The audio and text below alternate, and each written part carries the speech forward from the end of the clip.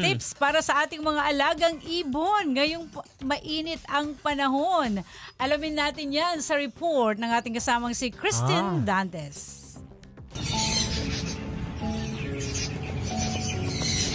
Sa sobrang init ng panahon ay kanya-kanyang diskarte ang lahat kung paano maiibsan ang init at kung paano maiiwasan ang mga sakit na maaaring maidulot nito sa ating katawan. Ngunit hindi lamang tao ang apektado sa ganitong kainit na panahon, kundi maging ang ating mga alagang hayop, lalo na ang mga hayop na nabubuhay sa labas. Isa sa mga lubos na apektado sa sobrang init ng panahon ay ang mga ibon. Kung ma-expose ng matagal at makakaranas ng sobrang init ang isang ibon, ay maaari itong makaranas ng heat stroke na posibleng itong ikamatay.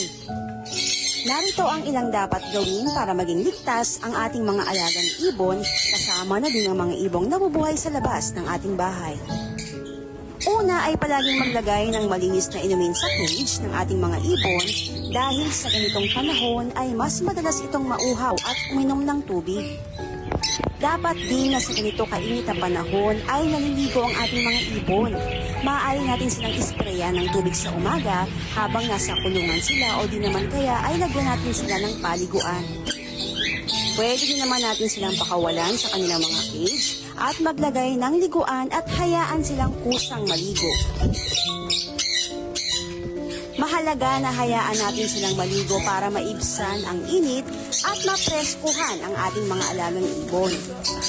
Hanggat maaari ay maglagay ng magandang ventilasyon kung nasa loob ng bahay o kwarto ang ating mga alaga.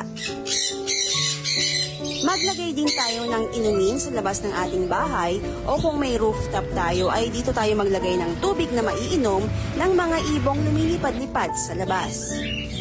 Hindi lamang mga ibong nabubuhay sa labas ang ating matutulungan, kundi maging ang mga ibong ligaw na nakawala sa kanilang mga amo nang sa gayon ay maibsan ang uhaw na nararamdaman ng mga ito.